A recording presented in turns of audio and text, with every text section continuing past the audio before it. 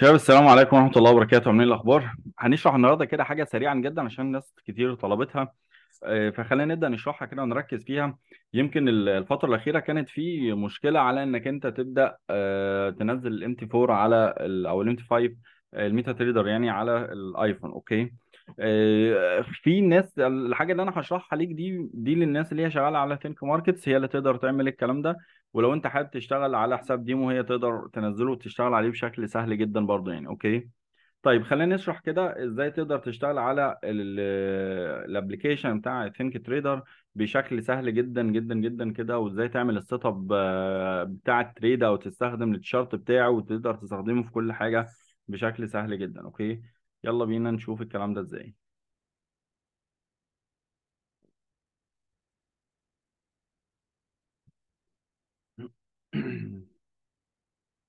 يمكن احنا كنا شارحينه، يمكن اليومين اللي فاتوا شرحناه اكتر من مره، لكن ما كانش واضح فيه ازاي ان انت تقدر تعمل سيت اب عليه في التريده مثلا بتاعه المهندس، بتاعه الدكتور، بتاعه اي ديكيتور انت بتتعامل معاه او اي طريقه انت بتتعامل معاه. خلينا نضيف الاول كده حاجه مهمه جدا جدا يا شباب ليها. الاول ونقدر نعملها هتسهل عليك الدنيا بشكل، بص، كبير كبير كبير يعني. اول حاجه انت عندك هنا ايه؟ اد واتش ليست اهي. تضغط عليها هنا كده، وتقدر تكتب الاسم اللي انت عايزه. يعني مثلا احنا شغالين على ذا تراب، فانا اقدر اعمل كده، اعمل اعمل زي فولدر باسم ذا تراب، اكتب الاسم اللي انا عايزه، وبعد كده بضغط على كرييت هنا كده. تمام. هنا لو خدت بالك هو عمل لي زي قائمه كده اقدر اضيف فيها ازواج العملات اللي انا عايزها. وهنا دي بتفيدك بايه؟ بتفيدك بان هي بتسهل عليك عمليه انك انت لما تدخل تتابع الصفقات اللي انت عايزها يعني. اوكي. يعني انا عملت مثلا كده، باجي هنا اهو، اضغط على علامه العين دي او على اد دي كده، واضغط عليها واضيف العمله اللي انا عايزها. مثلا لو انا اخترت اضيف مثلا اليو اس 30 مثلا كده. اوكي. بعد ما اكتب كده العمله، هضيف على علامه علامه الزائد اللي هنا عند العين. تمام. وهنا بيقول لك ان انت عايز تضيفها، هتضيفها ليه؟ طبعا بتعلم على المكان اللي انت عايز تضيفها ليه، اللي هي ذا تراب هنا، يعني انا معلم عليها اهو. تضيفها هنا كده وتبدا تبقى موجوده عندك. تمام. طيب بعد كده لو انت جيت هنا تاني، تقدر تضيف تاني. لو انت عايز تضيف، انت عندك اكتر من زون شغال عليها، مثلا اي ار يو اس دي كده اهو. تبدا تضغط على علامه العين تاني، وبرضو على ذا تراب، وتعلم عليها وتضيفها تاني وترجع. هتلاقي الاتنين موجودين عندك كده. انت عملت قائمه تقدر تشتغل عليها وبشكل سهل جدا جدا جدا. اوكي. طيب مثلا انا شغال مع الدكتور، فاقدر او مع اي ديكيتور تاني برضو اضغط على الاد واتش ليست برضو. اضغط عليها هنا واكتب مثلا الولف مثلا، واعمل برضو كرييت تحت. هنا اتضافت معايا، ابدا اضيف برضو الازواج العملات اللي انا عايزها، مثلا الناس 100. وابدا اضيف زي ما انت شايف هنا. هنا ببدا اختار اللي انا عايز اضيفها. عايز اضيفها لذا تراب مثلا، عايز اضيفها الى الولف، واضغط اوكي. هنا اتضافت زي ما انت شايف كده. اوكي. هنا عايز اضيف مثلا حاجة تاني، ممكن نكتب مثلا الجي بي بي، جي بي واي مثلا اهو. وابدا اضغط عليها، وبرده الولف، وابدا ارجع هنا. لو خدت بالك هتلاقي هنا انت عندك هنا مكتوب ادي الولف وادي ده تراب. لو انت عشان تتابع معاك الصفقات بشكل سهل هتضغط هنا، هيجيب لك الازواج اللي انت ضايفها. هيجيب لك هنا تضغط على الازواج اللي انت ضايفها بشكل سهل جدا يعني. اوكي. طيب لو انت هنا مثلا ضفت، يعني تعال نضيف مثلا اليو اس مثلا، يو اس دي جي بي واي مثلا اهو. انا ضفته كده. تمام. بس انا دلوقتي انا عايز خلاص، ما بقتش محتاج الصفقه دي ومحتاج امسحها. باجي على علامه القلم او البن اللي هنا دي كده، واضغط عليها، وابدا اضغط على الحاجه اللي انا عايزها. انا هعلم هنا كده. اوكي. كمان في حاجه، خلينا قبل ما نمسح الاول، لو انت حابب تنقل، يعني انت عايز الاولويه مثلا، النزاك مش هو في الاولويه بتاعتك، فانت عندك المكان ده كده اهو. بتقدر مثلا تضغط وتنقل عليه كده. لو انت عندك الاولويه مش عارف لحاجه تانية، تفضل ضغط مطول عليها وتتحرك، تتحرك معاك عادي جدا.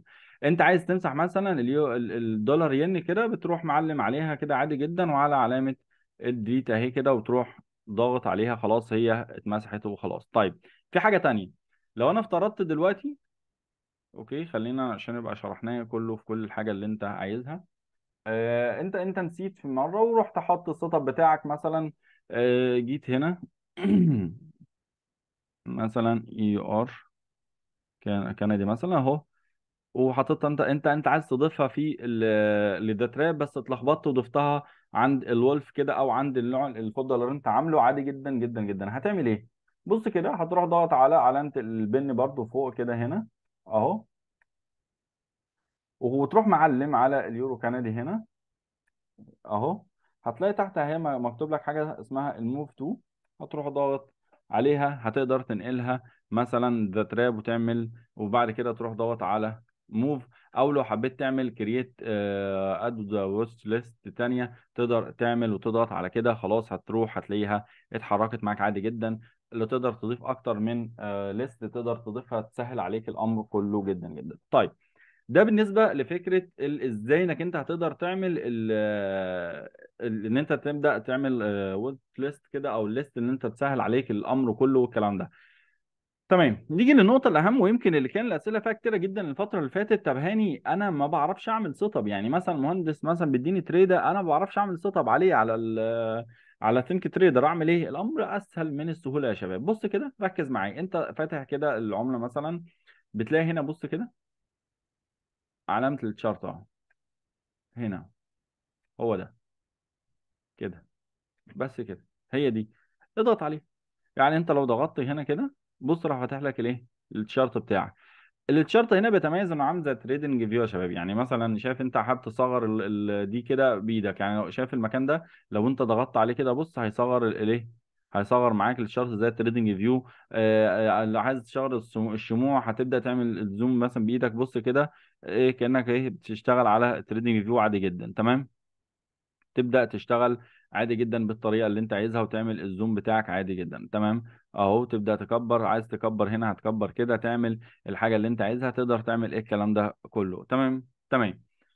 طيب نيجي بقى لفكرة التايم فريم. التايم فريم عندك تحت اهو، عندك علامة التايم فريم تحت اهي، تضغط عليها وتختار التايم اللي انت عايزه. هو كمان هنا ضايف لك الساعتين طبعا والثمان ساعات، يمكن الحاجات دي، والدقيقتين والثلاث دقايق، يمكن دي فيها في علامة فور مثلا، الحاجات دي مش موجودة. تقدر تغير التايم فريم بتاعك زي ما انت عايز. تمام، يعني تقدر هتغير بالطريقة اللي تعجبك. تمام كده اهو، غيرنا مثلا للثلاث ساعات. هتعمل ايه؟ بص كده، انت بتيجي من العلامه من هنا كده، من علامه كانها عامله زي القرص علامه التليفون، القرص القديم، كأنك هتلف يعني. بص كده، اقعد العب كده، يعني اعتبر نفسك بتلعب في قرص تليفون من القديم. الناس يعني اللي هتبقى الناس القديمه او اللي عارفه التليفون اللي هو بقرص ده، هتكون فاكره الكلام ده. اوكي، انا اقعد العب شويه كده عادي يعني. تمام كده ده التايم فريم بتاعك. وبعد كده تروح دايس عليه، خلاص ثبت بالنسبه لك. دي كده التايم فريم، التايم فريم بتاعك. طيب، نيجي بقى لجزئية مهمة جدا يا شباب، وهي ايه؟ وهي فكرة انك انت دلوقتي عايز تبدأ تعمل السيت اب بتاعك مثلا لتريدة عاملة بشكل عامل ازاي. بص كده، هتلاقي عندك علامة البن اللي تحت دي كده اهي، انا علمت لك عليها عشان تكون واضحة بالنسبة لك اهي. هتضغط عليها كده، بس خلاص ظهر لك كل الادوات اللي انت عايزها. وهنا حاطط لك كمان ادوات تقدر تستخدمها كتيره كمان. اوكي، طيب هتعمل ايه؟ انت عايز تعمل سيت اب لتريد عادي، نضيف مثلا، احنا بنضيف الهوريزونتال لاين. اوكي، تعال نشوف بس نجرب حاجه كده. تعال نجرب حاجه مهمه مع بعض كده. طب ماشي، خلينا نجرب الاتنين كده. اه لا، لازم انا بجرب حاجه اللي هي خاصه. ماشي. اوكي اوكي اوكي اوكي اوكي. انا بجرب حاجه كده هي خاصه بالتريدنج فيو، لو موجوده هتبقى يعني حلوه جدا. اللي هي فكره ان انت تعمل تكون ممتده بالنسبه لك. خلاص هي مش موجوده، ماشي، ما علينا. خلينا نبدا نشتغل على الحاجة اللي انت هتبدأ تختارها عشان تعرف انك انت تعرف تستخدمها، وهي الهوريزونتال لاين اهي. اوكي، دي العلامة اللي انت هتضغط عليها الهوريزونتال لاين كده، هتلاقيه هيظهر لك الشارت. اي مكان في المكان الفاضي ده اضغط عليه، يعني ارميها كده عادي، مش شرط ان انت تتحط في مكان معين. مجرد ما انت حطيت الخط كده يا شباب، هتلاقي عندك في الاوبشنز اللي طلعت فوق دي كده اهي. انت طبعا هتضغط علامه، مثلا لو علامه اللوك دي كده، معناها ان انت قفلتها، عامله زي التريدنج فيو، يعني معناها ان انت مش مجرد ما تحط ايدك هتتحرك، لا هتفضل ثابت. طب انت في الاول هتضغط على علامه السيتنج دي كده، اللي هي علامه الضغط دي كده، ونبدا نعدل بقى في الحاجه اللي احنا عايزينها. تمام، يعني انت عندك اللون مثلا، تقدر تعدل اللون اللي انت عايزه. انا عملتها مثلا احمر. تقدر تعدل فيه السايز بتاعها. تقدر السايز بتاعها تشوفه عامل ازاي. يعني مثلا تعال نشوف، بص كده حجم اللاين بقى اكبر. طيب لو هو كده والعلامات فوق مش ظاهره، المس المس اللاين تاني او الهوريزونتال لاين تاني، هتظهر لك الادوات اللي فوق، اضغط عليها وتقدر تعمل تكبر وتصغر من علامه العلامات دي، من علامة الزائد او الناقص دي، وتبدأ تكبر انت عايز. كمان ان انت عندك اللاين ستايل ده يا شباب، وهي فكرة ان انت عايز الخط بتاعك ايه. يعني انت عايزه هل هو خط واحد كده، ولا انت عايزه خط منقط زي كده. يعني مثلا لو جينا رجعنا لورا، بص كده هتلاقي الخط بقى عندك عامل ازاي. تضغط تاني، هتيجي برضو هنا هتبدأ تختار. لو انت اخترت كده ورجعت تاني، هتبص تلاقي الخط بقى عندك بالشكل اللي انت عايزه يعني. اوكي، تقدر تختار مثلا الطريقة اللي تريحك. تمام. هنا اللوك مثلا ده كده، لو انت عملتها، لو انا ضغطت عليه مثلا كده وجيت ارجع، هتلاقي ان الخط ثابت بالنسبه لك، مهما تضغط عليه ما بيتحركش.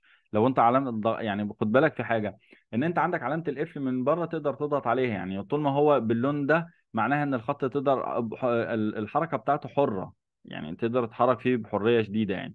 طيب لو ضغطت عليه تاني على القفل تاني، اللون بقى احمر كده، خلاص لا ده ثابت مكانه، مش هتحرك مكانه تاني. اوكي، نضغط على علامه السيتنج تاني ونيجي للنقطه الاهم. بص يا سيدي، دلوقتي تعالى نقول ان دلوقتي السعر يا شباب عند 1.45 لا انا عايز اللاين بتاعي مثلا ينزل يبقى عند، على سبيل المثال، عند 1.44 600. اوكي، هعمل ايه؟ هضغط على المس اللاين تاني، واضغط على السيتنج، واجي هنا كده اروح ماسح الرقم ده واكتب 44 600 واعمل دن. اوكي، وبعد كده من علامة الباك اللي هنا دي كده اروح راجع لورا، هتبص تلاقي الخط نزل بالنسبة لك على اللاين اللي تحت. تمام. طيب لو انا دلوقتي عايز اعمل لاين تاني، إيه اللي هعمله؟ حاجه على علامه البن تاني من تحت كده اهو، واروح برضو ضاغط هنا وعامل على الهوريزونتال لاين كمان. اوكي، واروح ضاغط مثلا في اي مكان كده، وابدا اعدل مثلا اللاين حسب ما انا عايز اعمله، مثلا يبقى كانها زون مثلا، واعمله واحد عادي جدا براحتي. عايز احطه مثلا اعمله عند 44 600، لا انا عايز احطه على 10 بيب، يبقى 44 500. وانزل كده هتلاقي، بص كده الزون بتاعتي ثبتت بالنسبه لي. بس نصيحه دايما ليك، مجرد ما تعمل السيت اب ده اضغط على علامه القفل دي عشان ما يتحركش، لان انت بص ممكن بتحط ايدك كده تلاقيه يتحرك معاك من غير ما تاخد بالك، لكن انت كده ثبت الزون بتاعتك، وانت بكده رسمت الزون بتاعتك بشكل سهل جدا جدا جدا. تمام. طيب حبيت بقى تبدأ تزود حاجة مثلا، حط ترند اهو. ضغطنا يعني، انت مجرد ما ضغطت على ترند لاين اهو وشديت الخط وتشد معاك عادي جدا. اوكي، تقدر تعمل ايه؟ كل اللي انت هتقدر تعمله برضو تقدر تعدل عليه من هنا برضو. اوكي. اوكي. طيب هنا في ال الاكستند لاين دي، ان انت الرايت، ان انت معناها لو خدت بالك الترند، خط الترند هتلاقي ان هو ممتد لتحت الاسعار كده، مش واضح معاك. طيب بتضغط تعمل ايه؟ تضغط هنا كده وروح قافل دي اهي، دي كده اقفلها وريح دماغك منها كده، هيبقى الحركة معاك حرة جدا اهو كده. بص كده خط الترند بقى حر، انت متحكم فيه عادي جدا، ودي دايما بفضلها ليك عشان تعرف تتحكم في خط الترند بتاعك عادي. وبرضه تقدر تغير اللون بتاعه حسب ما انت عايز اهو. عايز تكبر حجم الخط ماشي، عايز تغيره حريتك برضه نفس الكلام، تقدر تعدل على الكلام ده كله. اوكي، تبدأ هنا. تمام. ده كده، وتقدر تنقل خط الترند زي ما انت عايز. وعندك الادوات دي تقدر تعملها وتقدر تستخدم منها اللي انت عايزه. حتى الفيبوناتشي مثلا تقدر تستخدمه اهو زي ما انت شايف كده. لو ضغطت برضو عليه هنا تقدر تغير فيه في الحاجات اللي انت عايزها. الاعدادات بتاعته حسب ما انت عايز، يعني حتى الليفلز بتاعته اهي تقدر تعدل في الليفلز بتاعته عادي جدا في الالوان، يعني حتى الكالر بتاع الفيبوناتشي مثلا تقدر تعدل عليه. انت مجرد ما عملت الفيبوناتشي كده اهو، تقدر تضغط هنا تاني وتبدأ تعدل على اللي انت عايزه. اوكي، هتلاقي كلمة الليفلز تقدر تعدل عليها، هتلاقي علامة البن هنا تقدر تعدل على اللون اللي انت عايزه براحتك. عايز تمسح الليفل ده نفسه، اضغط على علامة الديليت او السلة دي او الباسكت ده كده، هيروح مسح لك الحاجة اللي انت عايزها. طيب نفترض انت عملت اي اعدادات بالغلط. اوكي، يعني انت عملت اي اعداد او عملت اي اعدادات وعايز حاجه، يعني لو لاحظنا هنا يا شباب ايه، بص كده انا عملت الترند ده، لو لاحظنا ان انا لو جيت اعمل ترند تاني، لاحظ معايا اللي هيحصل كده. بص كده خط الترند مختلف، يعني ما فيش الاعدادات القديمه بتاعته، يعني بص لو لاحظت هتلاقي مش هو ده. لكن لو انا رحت عامل كده ورحت عامل كده تمام، وبدات اعمل اللون مثلا بتاعي خليته ازرق كده تمام، وبدات اعمل الحجم بتاع الترند كده 5 مثلا، وعلى سبيل المثال بدأت أعمل اللاين الخط ده كده، ورحت قافل ده كده تمام، ورحت عامل إيه بقى؟ أعمل حاجة جميلة جدا يا شباب، أروح عامل السيف از ديفولت، اللي هو احفظ اعداداتك كأن هو ده الحاجه الرئيسيه، ان انت كل مره هتيجي تعملها هيديك نفس الاعدادات اللي انت عملتها. عملت انا اهو كده اوكي، ورحت شاد. بص الترند عامل ازاي، تعال نجرب كده تاني. هروح ارسم ترند تاني، بص خط الترند عمل ايه، اترسم زي الاعدادات اللي انا عملتها. طيب ما تيجي نقول ان احنا وانا بعمل انا الكلام ده كله يا شباب، من الاخر كده انا عملت حاجه بالغلط ومش عايز وانا نسيت اعمل ايه. ببساطه خالص اهو، ريسيت ديفولت اهو، اضغط عليها كده خلاص رجع لك كل حاجة تاني زي ما هي. بص كده تعالى نرسم ترند تاني، هتلاقيه رسم لك الترند الاولاني عادي جدا جدا جدا. اوكي، دي كده بعض الحاجات اللي انت محتاجها على الانت 4، او قصدي على التريدنج، على الثينك تريدر، تساعدك في ان انت تقدر تشتغل، تساعدك في ان انت تقدر تعمل الحاجات اللي انت عايزها. الحاجة التانية لو انت عايز تخفي كمان الحاجة، يعني لو انا عايز اخفي الترند ده كده، لو انت ضغطت هنا هيبدأ يظهر معاك. لو انت عايز تعمل كوبي للترند ده مثلا، لو اهو ضغطت اهو بص كده بيعمل معاك كوبي، يعني بيعمل معاك نسخة تانية ده كده. علامة العين هنا بتخفي معاك دي، هنا هتمسح معاك الحاجة اللي انت عايزها، ودي علامة السيتنج بتاعتك اللي انت عايزها. بكده يكون كل التفاصيل تقريبا اللي انت محتاجها على الأقل دلوقتي، انك انت تقدر تشتغل بيها سهلة وبين ايدك وتقدر تشتغل عليها. كمان حاجة مهمة جدا أخيرة قبل ما نقفل الزوم ده، انت عندك العلامة دي كده اهي. اوكي، يعني انت عندك دي كده يعني انت هنا كمان انت تقدر العلامة دي ودي اهو يا شباب. هنا تقدر تغير نوع الكاندل اللي انت شغال عليها، سواء لو مثلا انت شغال على اللاين كده، يعني خلينا نمسح الحاجات دي الاول عشان تبقى الدنيا واضحة. هنا يا شباب لو انت عايز تغير ال- الكاندل بتاعتك مثلا، او اللاين بتاعك ايه هو، يعني انت عندك الحاجتين دول، خلينا نخليهم كده نمسحهم.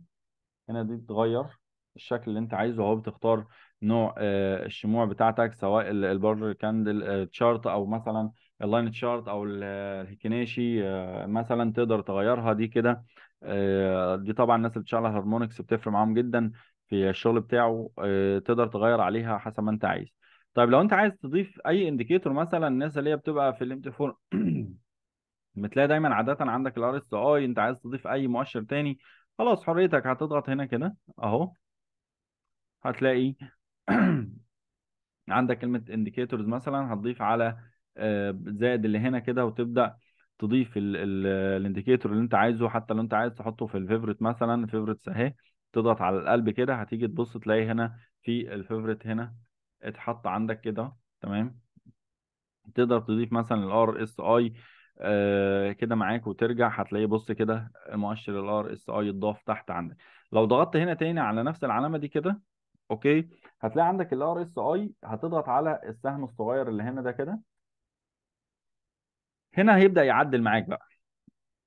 يعني انت تقدر تعدل في في السهم في الار اس اي مثلا حسب ما انت بالطريقة اللي انت عايزها، عايز تزود فيه مستويات، عايز تغير الوان، عايز تغير فيه حاجة، تقدر تظبط الاعدادات بتاعتك وتعمل سيت ديفولت برضو از ديفولت، او تعمله ريسيت اللي هو ان انت ترجع الحاجة اللي انت عايزها. تمام. طيب فهنا ده كده الانديكيتور ويندو. تمام. في عندك حاجة تانية؟ خلينا نشوف ثانية واحدة بس. اوكي. لو جيت انت عايز تضيف الموفي مثلا، الموفينج راح فين؟ انا مش شايف ولا ايه؟